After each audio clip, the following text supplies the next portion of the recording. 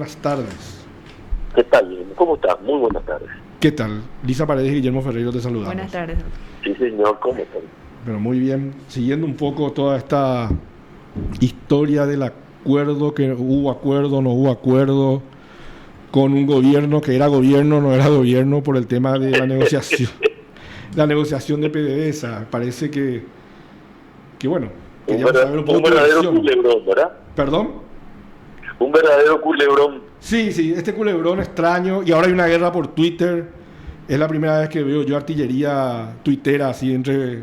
Una cosa un poco extraña, ¿verdad? Queríamos saber un poco... Pues además te conocemos, sabemos que sos un hombre muy inteligente y que tenés muy claros los conceptos, ¿verdad? Queríamos saber un poco cuál fue tu participación en todo esto, ¿verdad? En realidad, primero te agradezco el concepto, ¿verdad? Y la oportunidad de conversar. Mi participación se reduce a haber recibido una nota. La nota dirigida al presidente de la República por el presidente Guaidó, donde él le comenta que el señor Javier Troconis ha sido designado por parte del gobierno de la República Bolivariana de Venezuela como comisionado presidencial para la gestión de activos. Y tiene como función básica coordinar políticas orientadas a la protección de los activos. Uno de los activos, naturalmente, es la deuda que Petropar mantiene con PDVSA, después de la provisión de combustible, de la que surge un impago. Esa deuda nadie cuestiona en Paraguay, ¿verdad? Esa deuda existe. No, nadie cuestiona la deuda. Y nos dieron combustible y le debemos los dinero. montos. Ya, entiendo. Exacto. Se discuten los montos, hay una diferencia de 20 millones de dólares dentro del reclamo de PDVSA allá por el año 2016. Ellos incluyeron intereses y otro tipo de conceptos, que esos conceptos sí el Estado paraguayo los niega, pero el resto no. Ya. Esta nota está fechada en octubre del 2019 y a mí me pide el doctor Vidal, abogado de PDVSA, en ese momento que una audiencia para venir contra el señor Trocón. Y yo los recibo a ellos, si mal no recuerdo, el 11 de noviembre de 2019 a las 10:30 de la mañana. Y allí me presentan una nota con un resumen de los planteamientos. Me permití una consulta. Cuando me decís me presenta una nota, ¿es una nota presentada por mesa de entrada o te entregaron, digamos? Es una nota presentada que lleva la firma del señor Trocón. Ya. Y conjuntamente con esto, y en paralelo, se van haciendo borradores de acuerdos que establecen, uno, que la República del Paraguay no va a pagar intereses; dos, que la República del Paraguay pagaría solo el 50% del monto del capital adeudado, reclamado, el monto del capital solo el 50%, que la República del Paraguay pagaría sí gastos causídicos, y que la República del Paraguay no pagaría los honorarios del doctor Vidal, que esos quedan íntegramente a cargo de PDVSA. Bueno, o sea, PDVSA con el monto de lo que le íbamos a pagar por el petróleo que le debíamos, ellos después verían cómo pagarle a su abogado. Exactamente. Ya. El abogado, según el artículo del Washington Post, le solicita presentarse como mediador, cosa que el señor Troconis acepta. Acepta esa figura. Eso aparece ahora en el artículo del Washington Post, que hizo tanto revuelo que se publicó hace algunos días. Exacto. Que todo el mundo invoca casi como si fuese palabra santa, y que poca gente leyó naturalmente. Por supuesto. Porque el relato del artículo deja claro que el problema no es Paraguay. El problema es un problema interno dentro de Venezuela. Y es un tema que tienen que resolver buenamente al interior de Venezuela sin nuestra participación. Pero en fin, allí en el artículo dice, el señor Vidal me pidió y yo acepté. El señor Vidal me fue presentado por parlamentarios venezolanos. Ya. Y nosotros hicimos, una oferta. Pero ahí no hubo ninguna intervención del gobierno paraguayo, digamos. Ninguna, absolutamente ninguna. Ya. De hecho, él era abogado de PDVSA del año 2011. Entonces, eso aparece también en un periódico del día de hoy. Sí. De modo tal que queda claro que el vínculo de él es con PDVSA, el vínculo de él es con el Parlamento venezolano, el vínculo de él es con el señor Choconi. O sea, los vínculos van por ahí, nosotros no tenemos nada que ver. Ya. ¿Cuál es el problema de la oferta? Que es tremendamente tentadora. Que para poder materializarla nosotros necesitamos instrumentar un acuerdo que pase el sistema arbitral porque tenemos un arbitraje en marcha. Ya. Para lo cual tenemos que definir con mucha precisión el sistema de legitimación. Legitimación como característica procesal, no como legitimidad del gobierno, Claro, sí. que la gente volvió a confundir hoy. Sí, Cuando sí, yo sí. digo el dudo de la legitimación, parece que alguien dice que estoy dudando de la legitimidad del Para gobierno. la gente que nos escucha, que no es abogado, es como que yo vaya y diga, vengo en nombre de Juan Ernesto Villamayor a reclamar acá una plata que se le debe. Yo tengo que demostrar que vos me diste un poder, por ejemplo, y vengo realmente en representación tuya, que no es que me estoy yendo yo por mi cuenta nomás a hacerte un favor. Primero vas a tener que demostrar que yo soy yo, Claro, ¿verdad? Porque esa es la primera duda acá. claro, Porque hay dos PDVSA. claro. Dos PDVSA, o sea, Entonces, había dos gobiernos, por decirlo así, venezolanos. claro, entonces, si bien es cierto... ¿Paraguay a qué nosotros gobierno reconocemos reconocía en ese momento? en el momento en que se hace el planteo, Sí. o sea, que se abre el arbitraje, le reconocía a Maduro. No, en el Recién- momento que viene esta gente, pregunto yo. No a Guaidó, a Guaidó. A Guaidó, Claro, a Guaidó. ya. Era esa crisis Por eso la internacional. carta es de Guaidó. Claro. O sea, Por para eso el la carta es de Guaidó. equivocadamente o no para el gobierno paraguayo, el reconocido como presidente de la República Bolivariana de Venezuela era Guaidó, no era Maduro. Es Guaidó. Es Guaidó hasta hoy y nosotros tenemos ahí nuestra línea de comunicación. Bueno, viene el señor Droconi, presenta la nota, los borradores de acuerdo y asalta ahí la duda porque estos documentos estaban también en Ministerio de Hacienda, Procuraduría, Petropar, es decir, todo el mundo ha ido participando a lo largo del proceso. De hecho, yo tengo un dictamen de Procuraduría donde se sostiene que quien debería firmar el acuerdo es sencillamente la titular de Petropar en atención a la naturaleza jurídica del ente. ¿Verdad? Que está capacitado, si está capacitado para estar en juicio, naturalmente está capacitado para suscribir acuerdos que pongan fin al juicio. Claro. Ese es un tema que no se podría discutir. Pero, ¿cuál es la duda que acá salta? Si nosotros analizamos con alguna precisión y no tenemos la certeza de la legitimación, ¿qué puede ocurrir? Puede ocurrir que aunque me hagas una quita del 90% y yo pague el 10%, ese 10 termine sin tener efecto cancelatorio. Claro. Entonces, Que al final digan igual debes el 90%. al final debes el 100 en otra parte, con lo que te fuiste a pagar el 110. Porque el 10 no se sabe. O sea, no te reconocemos ni el pago que hiciste, sí, entiendo. Claro, entonces, ¿por qué razón si triunfa ya al fin de la jornada uno en contra del otro, el otro no dice, pero ¿usted a quién le pague? O sea, si triunfa aquel que le pague, por supuesto pagué y terminó. Claro. Pero entonces estoy sometiendo el pago a un albur. Claro. Entonces yo necesito una definición por parte del tribunal arbitral. Definición que no se ha producido. Ya. Paraguay no pagó nada, ¿verdad?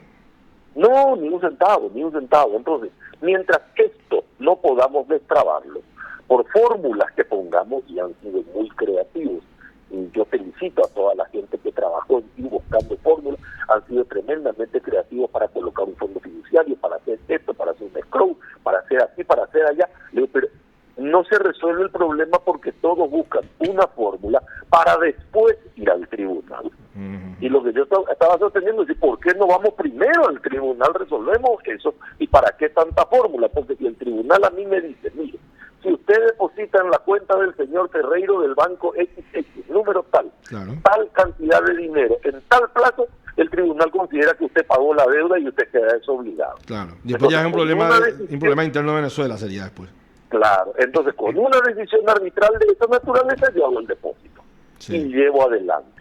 Como no tuvimos esa herramienta a la vista, a mano, en ese momento entonces se decidió no suscribir el acuerdo. Y allí terminó la historia. Y ahí, de ahí en adelante hay una gran obligación, parece, de salir a explicar por qué no hago cosas. Y las cosas que yo no hago por día son infinitas. Claro, sí. Las tengo que explicar todas. Sí, me imagino. Pero esa decisión de no suscribir un acuerdo, por supuesto, no queda por escrito. Simplemente es no firmar el instrumento. no firmar el instrumento. El diálogo está abierto, y si se encuentra una fórmula, por supuesto que sería beneficioso. ¿Qué ocurre entre tanto? El problema interno de Venezuela, y Dios me libre de entrar en problemas internos venezolanos, hizo que él, que estaba fungiendo en ese momento como fiscal, el señor Hernández, se pregunte por las atribuciones del señor Troconi. Es decir, el señor Troconi tiene realmente facultad para llegar a ese tipo de acuerdos. Troconi dice sí, Hernández le dice no. Entonces ahí hay un debate. Segundo, ¿por qué usted acordó tanta cantidad en la remuneración del abogado Vidal? Entonces, o le parece mucho, o quizás le parece poco. Pero nosotros no tenemos que ver con esas decisiones. ¿Pero por qué se habla de que había una comisión de $25 millones y que eso era lo que se iba a repartir? ¿Eso de dónde sale? Pero eso sale de un borrador que se presenta, donde en el documento base se dice que al señor Vidal le va a pagar PDVSA con el dinero de Petropar que le hace entrega. O sea, dentro del 50% está eso. O sea, pero, digamos, aparte, a nosotros no nos importa si Petropar le da el 100% de ese dinero. Pero claro, es indiferente. Entonces, aparte, ellos suscriben, por eso dice, son dos documentos, un acuerdo, un success, un acuerdo de éxito, que en caso de que todo esto prospere, por eso le aparece con la figura de componedor, que todo esto prospere y se arribe a buen puerto, va a recibir una comisión de X tanta cantidad de dinero. Punto. Y ahí es donde aparece el tema, cuánto va a ganar el señor Vidal. A alguien le parece mucho, a alguien le parece poco. Pero perdón por insistir. No sale de nuestro bolsillo. Claro, ese es un problema de, digamos, por así decirlo así, de Venezuela con su abogado. Exactamente, y ahí sí que es un tema donde nosotros no tenemos derecho a opinar. Claro, lo que está, claro, sí, entiendo perfectamente. Ahora, de todas maneras, no hubo ninguna disposición patrimonial. Ninguna disposición patrimonial, y tampoco se suscribió el acuerdo. Entiendo. ¿Verdad? Porque quedó pendiente la herramienta de ver qué ocurre en el tribunal arbitral. Y el proceso arbitral hasta hoy está suspendido. Y yo espero que termine la dicotomía. Eso te iba a preguntar. ¿El proceso arbitral por qué está suspendido? A pedido de partes. Las partes pidieron porque está para negociar. Para ver la posibilidad de llegar a un acuerdo. Por eso hoy incluso escuché gente que decía a periodistas, acá me enviaron un mensaje, un abogado que sabe mucho, y explicó que cuando se inician los procesos arbitrales las partes no pueden negociar. No es cierto. No, pero eso, a ver, yo soy abogado penalista y te digo que no es cierto. Hasta que no haya sentencia en cualquier juicio civil. Exactamente lo contrario. Sí. En cualquier etapa yo me siento a discutir. Incluso el único momento que no puedo discutir es una vez llevado a juicio oral en materia penal, porque ya es ámbito estatal si el delito original es de acción penal pública. No, claro, pero si es una cuestión patrimonial se puede. Pero si es una cuestión patrimonial, claro que se puede, en cualquier etapa del proceso. Sí, o sea, no entiendo cómo alguien puede decir eso siendo abogado, ¿verdad? Bueno, pero vos te das cuenta que se construye casi desde cualquier parte, y acá que tenemos que dar una gran explicación sobre un acuerdo que no se firmó. Y eso a mí me sigue haciendo un tanto de ruido. A mí, que me disculpen, yo sigo teniendo una sensación muy extraña por el reclamo tan entusiasta de parte de gente que dice, explique por favor el tema del acuerdo. Y digo, es que no hay acuerdo. Claro, sí. Entiendo, eran conversaciones para ver si se llegaba a un acuerdo, para decirlo de alguna manera. Y sencillamente no se arribó al acuerdo. Pero hoy ¿quién representa a PDVSA en este juicio o cualquier otro? ¿El gobierno de Maduro en este momento, o el gobierno de Guaidó o el que decide el otro país o el que decide el juez? El estudio jurídico no, tiene que ser el que decide, el que termine aceptando el tribunal arbitral, porque el estudio jurídico americano, cuando empezó las rispideces en la relación entre Estados Unidos y la administración Maduro, abandonó la pelea. Dijo, nosotros no nos vamos a meter en esto. Entonces la cosa se está politizando y esta para nosotros es una cuestión comercial. Claro. Paraguay, ¿cuánto le debe a PDVSA? ¿Tenés el monto en la cabeza más o menos? Tengo acá aproximado. En la nota se menciona, 265, 266 millones de dólares. Eso le debemos desde más o menos 2016, porque supongo son varias compras. Sí. Y eso, al estar en mora, genera un interés. Exactamente. Pero eso depende de cómo se mire la contabilidad. Una contabilidad habla de este monto, otra habla de 290, hasta Claro, el tema sí. de los intereses, que va corriendo desde aquella época. Bueno, muy bien, que habíamos obtenido. Juan Ernesto, la gente odia a los abogados porque no conoce a los contadores nomás. Sí, por supuesto. Sí, O por sí. lo menos ellos tratan de pasar disimulado, ¿verdad? Entonces hay dos contabilidades Nosotros hablamos de mucho. acuerdo, Sí. de acuerdo a un método comúnmente aceptado. Claro. Entonces al base de lo comúnmente aceptado salen dos números diferentes. Pero bueno, Pero digamos que esto de es- alguna manera no pagar siempre, o sea, si yo estoy atrasado con mi tarjeta de crédito, le debo al banco un interés. O sea, sería Sí, interés vos de sabés que te Paraguay cuesta. algún día pagar esto, ¿no? Claro, entonces si se ha encontrado una fórmula que yo creo que es tremendamente beneficiosa, lo que deberíamos, en lugar de profundizar la grieta, como les gusta decir A los argentinos. a mis amigos argentinos, Sí. sobre todo, ¿verdad? En lugar de estar profundizando la grieta entre nosotros, buscando un motivo para que se produzcan rispideces, es buscar todos juntos una solución para impulsar algo que buenamente debe ser reconocido como un excelente acuerdo si se puede arribar a él. Y ambos gobiernos, tanto de Maduro, incluso el de Chávez antes y el de Guaidó, que bueno, hay toda una discusión de si es un gobierno, no es un títere, es un charlatán, toda esa historia. Todos siempre dijeron, páguenos, le vamos a hacer un buen descuento, ¿verdad? Y el ver la forma de documentar eso sería el problema. Y hubo un descuento y otro descuento y un número y otro número, pero al final se terminó en un arbitraje. Claro, Con lo que queda claro que nunca nadie se pudo poner de acuerdo. nunca se pusieron de acuerdo por este tipo de Entonces, problemas. entonces, la falta de acuerdo en este caso, lo único que no tiene es característica de novedad. Sí. Ahora, no sé si tu condición de jefe de gabinete te permite, ¿verdad?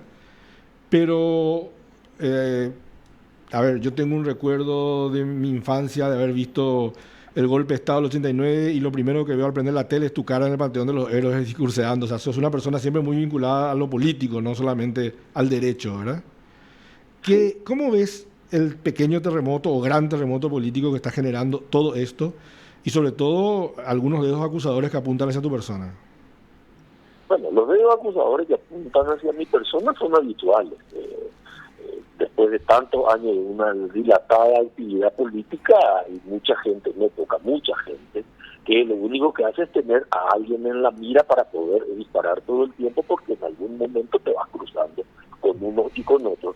Y la madurez en política no necesariamente es una virtud de la personalidad de todos. Entonces vos te vas cruzando, te vas teniendo adversarios de las internas, ¿verdad?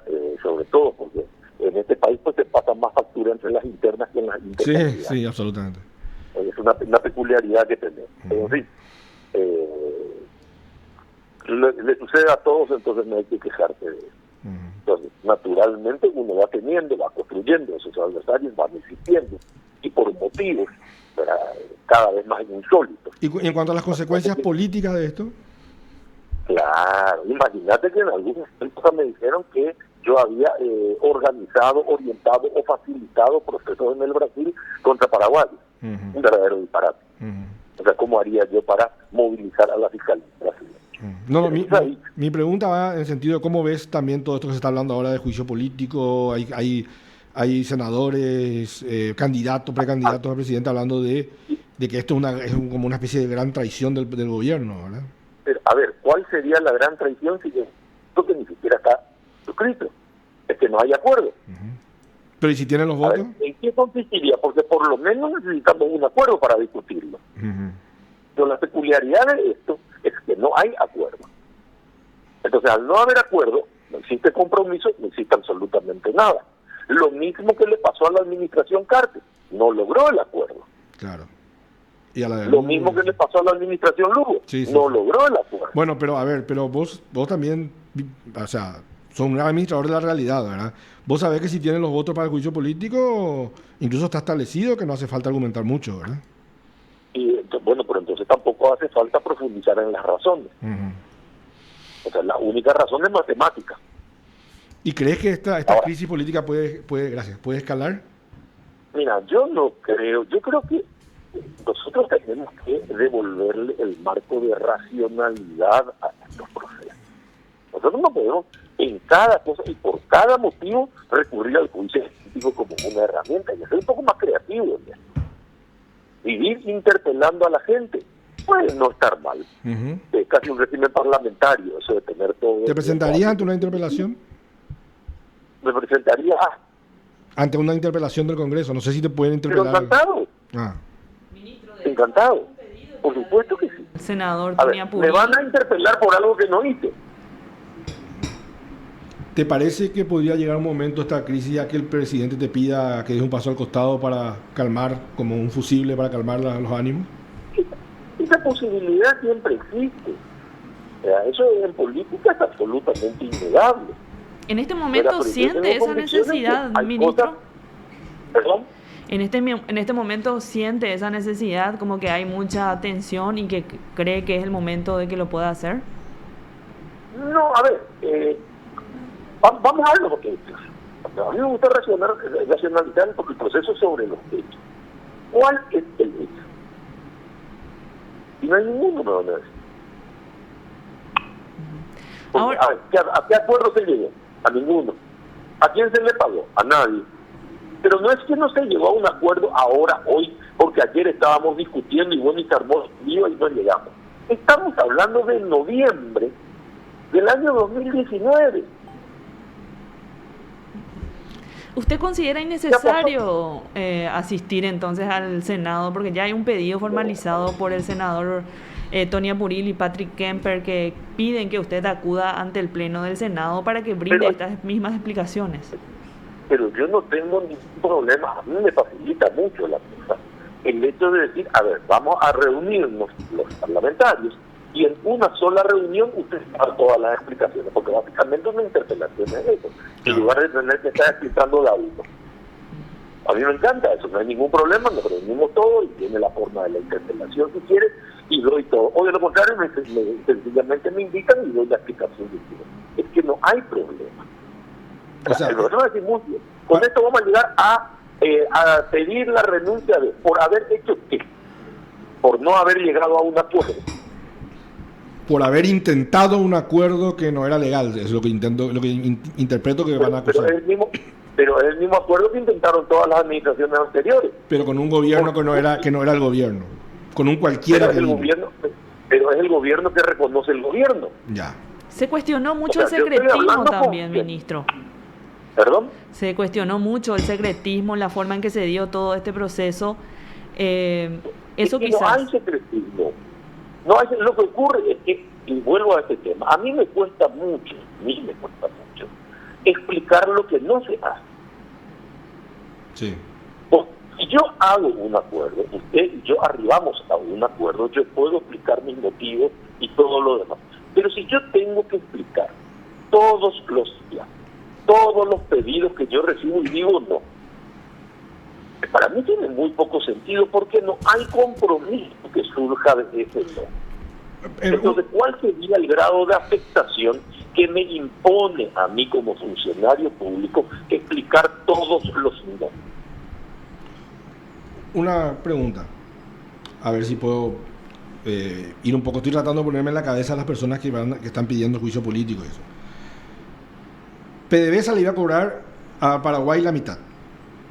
Me debe 100, te voy a cobrar 5. PDVSA le propone a Paraguay cobrarle la mitad, más o menos, ¿verdad? Me debes 100, me vas a dar 50. Paraguay se ahorra 50 y PDVSA gana también porque cobra una cuenta que hace tiempo estaba impaga, ¿correcto?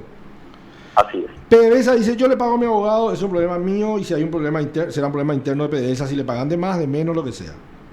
Ese abogado cobra su honorario y puede hacer con ese dinero lo que quiera. ¿Hubo algún tipo de insinuación en algún momento de esa plata, vamos a inflar los honorarios del abogado para repartir? No. No hubo ese tipo. Que yo sepa. Ya. De hecho, el mismo abogado dijo hoy que el señor Trujillo nunca le pidió nada. Ya. Y yo no tengo por qué dudar de eso. Imagínate que yo tengo que decir de esa base cada vez que se paga un honorario. Claro, sí. Exactamente. Entonces yo tendría que decirle a todos los profesionales que tienen que trabajar de forma gratuita. Claro. Sí, o como decir, ¿cómo probar que no pagó algo? ¿Verdad? Sí. Claro, imposible. O sea, ya entramos en un escenario donde el nivel de desconfianza es tan elevado que es mejor no hacer absolutamente nada. Entonces ya litigemos sin abogado. Y yo no sé si eso va a ser posible, sobre todo cuando los juicios son internacionales, como en este caso. Claro, no, ninguna abogado trabaja gratis, ¿verdad? Yo he litigado en París en un sinnúmero de ocasiones. Sí, sí. Y después dicen, a ver, ¿y por qué firma el abogado? Y esto sí es algo en lo que vamos a coincidir. Constituye un riesgo para cualquier acuerdo el hecho de que los abogados terminen no poniendo la firma en el lugar, porque puede implicar no aceptación de los profesionales que desarrollaron actividad.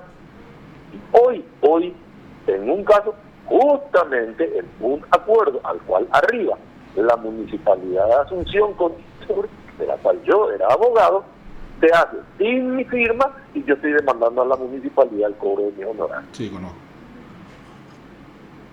Porque esto jurídicamente es así. Entonces, cuanto más largo sea, más claro sea el acuerdo, más clara quede la relación con todo el mundo y la participación de todos, qué hace cada uno y qué obtiene cada uno, mucho mejor. Eso favorece la transparencia. No entiendo por qué levantamos la mano a la mañana la transparencia y a la tarde pedimos que se excluyan cosas del acuerdo. ¿Por qué no mostramos todo? Sí, lo lógico es que todas las partes que participaron lo suscriban.